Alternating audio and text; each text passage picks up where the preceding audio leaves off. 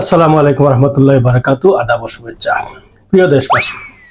আজকে আসলাম আওয়ামী লীগ বাংলাদেশ আওয়ামী লীগ সম্পর্কে কিছু কথা বলার জন্য। আওয়ামী লীগ এই পর্যন্ত কয়েকবার নিষিদ্ধ হয়েছে। আওয়ামী লীগ যতবারই নিষিদ্ধ হয়েছে বাংলাদেশের ভালোর জন্য, মানুষের স্বাধীনতার জন্য এবং আমাদের অধিকার আদায়ের জন্যই আওয়ামী লীগ বিগত দিনে নিষিদ্ধ হয়েছে। এইবারও প্রায় 2 বছর গত হয়ে গেল আওয়ামী লীগ নিষিদ্ধ।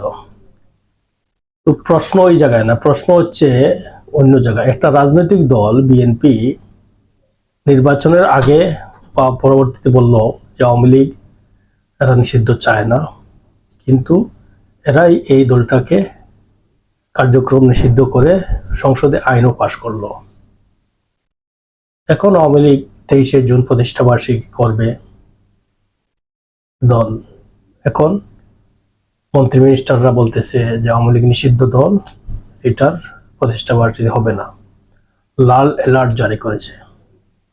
আমার প্রশ্ন ওই জায়গায় না, আমার প্রশ্ন অন্য জায়গায়।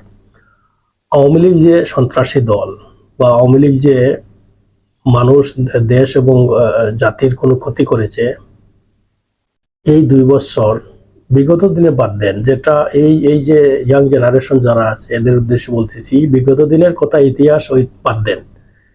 বর্তমান প্রেক্ষাপটটা এক দল মত নির্বিশেষে, আপনি কোন দল করেন, জামাত করেন, বিএনপি করেন, জাসদ করেন, হেফাজত করেন, চরমুনাই করেন, মানে যে কেউ দল করতে পারে, এটা তার স্বাধীনতা। কিন্তু আপনারা বলেন দেখি যে এই 2 বছরে যেখানে প্রতিটা লোক স্বীকার করবেন যে আওয়ামী লীগ এমন একটি সংগঠন যেটা শুধু নামে নাই, বাংলাদেশের অস্তিত্বে, মানুষের হৃদয়ে, মগজ, মন এবং মননে যে আওয়ামী লীগ নাম ধারণ করে এবং বেঁচে থাকে, যে আওয়ামী লীগ সবাই স্বীকার করে একটাই, যে আওয়ামী লীগ কমসে কম 6 থেকে 8 কোটি লোকে আওয়ামী লীগ করে, কোনো পদ পদবি, লোভ লালসা এগুলোর জন্য নয়। আওয়ামী লীগ করে শুধু আওয়ামী লীগ করে ওই করে আসছে, তার বাবা দাদাই করছে, বাবাই করছে, সে করে এবং তার ছেলে করে, এরকম বংশ পরম্পরায় আওয়ামী লীগ করে আসছে। এই 2 বছর আওয়ামী লীগের উপরে যে নির্যাতন নিপীড়ন হয়েছে আপনারা সবাই দেখেছেন, বাংলাদেশের প্রতিটা মানুষ দেখেছে। বলেন তো দেখি, আওয়ামী লীগের যদি একটা উপজেলার মানুষ যদি এটা মানে রিটার্ন করে প্রতিশোধ নিতে চায়, তাহলে কি ওই এলাকার কি অবস্থাটা হইতো? আওয়ামী লীগ সবসময় ধৈর্য ধরেছে, মানুষের জন্য অপেক্ষা করেছে। আওয়ামের জন্য আওয়ামী লীগ সবসময় অপেক্ষা করে। যতক্ষণ সাধারণ মানুষ বুঝবে যে আওয়ামী লীগ আসলে মানুষের অধিকার আদায়ের জন্য দল, তখনই আওয়ামী লীগ তার কার্যকারিতা দেখাবে এবং চালিয়ে যাবে, তার কার্যক্রম চালাবে। দল হিসাবে চেষ্টা করছে, একটা দল হিসাবে হয়তো কিছু নেতাকর্মী, হয়তো কিছু নেতা দুর্নীতিগ্রস্ত হইতে পারেন, কিন্তু একটা দল হিসাবে কোন অবস্থাতে তো একটা দলকে আপনি এইভাবে, একটা এরকম ঐতিহ্যবাহী একটা দলকে আপনি এইভাবে যদি নিষিদ্ধ করে রাখেন, তাহলে কি দেশের লাভ হবে? আমার কোনো অবস্থাতেই বোধগম্য হচ্ছে না বিএনপির মতো একটা দল, যারা জাতীয়তাবাদে বিশ্বাস করে, গণতন্ত্রে বিশ্বাস করে, এরকম একটা দল কেন আওয়ামী লীগকে নিষিদ্ধ করতে সংসদে আইন পাশ করলো, এবং কেন এখন বলতেছে যে রেড অ্যালার্ট জারি করছে, আওয়ামী লীগের কোনো কার্যক্রম করতে দেবে না। যদিও এটা নতুন না বিএনপির জন্য। বিএনপি মানে প্রতিটা বাংলাদেশে যতটা দুষ্কৃতি হচ্ছে, বাংলাদেশ বিরোধী যতটা কাজ হচ্ছে এবং খারাপ যতটা কাজ হচ্ছে, এটা কিন্তু সবসময় আওয়ামী বিরোধীরা প্রথমে দেখিয়ে আসছে। উদাহরণ আপনারা নিজেরা জানেন, আমি আসলে বলে মানে ভিডিও এত লম্বা করার প্রয়োজন নাই। দেখেন, এই তত্ত্বাবধায়ক সরকার কে করছে?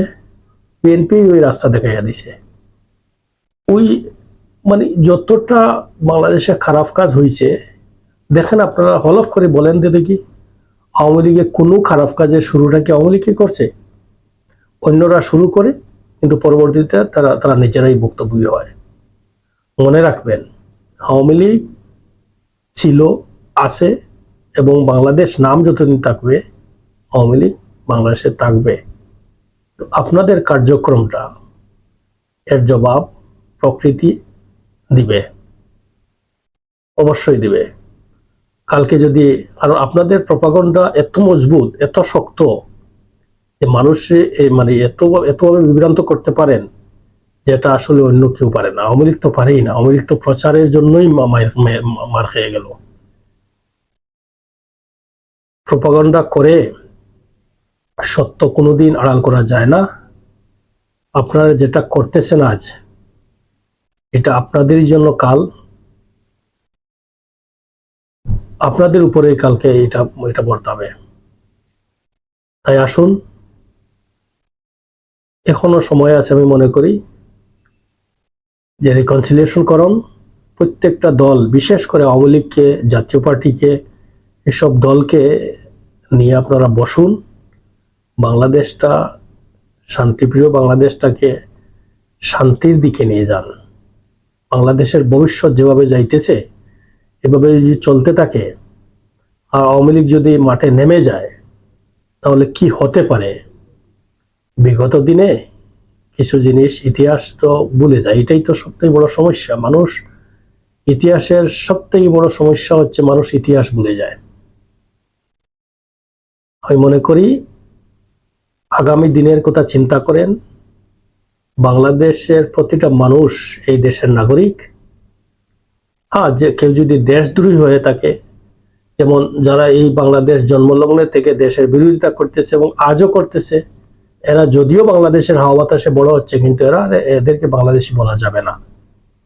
এদের ছাড়া যারা বাংলাদেশ বিশ্বাস করে, বাংলাদেশ তাদের অস্তিত্বে, এরকম প্রতিটা মানুষ, বিশেষ করে প্রতিটা সংগঠনের নেতৃস্থানীয় ব্যক্তিবর্গের সাথে মিশে সবাই বসে বাংলাদেশটাকে, শান্তিপ্রিয় দেশটাকে শান্তির দিকে নিয়ে যান। এই অনুরোধ, এই আহ্বান, এই প্রত্যয় ব্যক্ত করতেছি। এই দেশটা আমাদের সবার। দেশের প্রতি হয়তো কিছু নেতাকর্মী ছাড়া, কিছু স্বার্থন্বেষী ব্যক্তিবর্গ ছাড়া, বেশিরভাগ মানুষ বাংলাদেশে, পার্সেন্টেজ বলা যাবে না, তবে আমি মনে করি 99% মানুষ বাংলাদেশকে বিশ্বাস করে, বাংলাদেশের উন্নয়নের জন্যই দলবাজি করে, জাতির সম্মানের জন্যই আন্দোলন করে, নিজের অধিকার, নিজের রাষ্ট্রীয় সম্মান, ক্ষমতা এবং রাষ্ট্রীয় সুযোগ সুবিধা পাওয়ার জন্যই দল করে এবং আন্দোলন করে, বারবার হুঁচট খায়। আপনারা বলেন তো দেখি, বাংলাদেশের ইতিহাসে আওয়ামী লীগ ব্যতীত আর কোন সরকার এসে বাংলাদেশটাকে কি দিয়েছে? আর আওয়ামী লীগ যতবারই ক্ষমতায় আসছে, বাংলাদেশকে কি দিয়েছে? জাস্ট এতটুকুই আপনারা বিবেচনা করেন। আর বাংলাদেশ আওয়ামী লীগ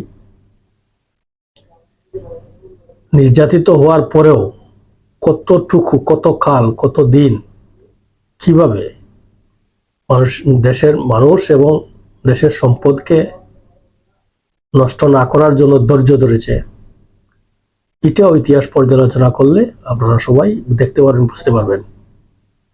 তাই আমি মনে করি ভবিষ্যৎ অন্ধকারের দিকে ঠেলে না দিয়ে, বিশেষ করে আওয়ামী লীগের সাথে বসে রিকনসিলিয়েশন করুন। না হয় সম্পূর্ণ দায়ভার আপনারা নিতে হবে। এই দেশের ভবিষ্যৎ বিশৃঙ্খলার জন্য এই দায়গুলা কিন্তু বিএনপি, জামাত, আজকের যারা ক্ষমতাবান, তাদেরকে অবশ্যই নিতে হবে। তাই বারবার অনুরোধ করছি, আসুন আমরা সবাই দেশটাকে সামনের দিকে নিয়ে যাই, এগিয়ে নিয়ে যাই, শান্তির দিকে নিয়ে যায়।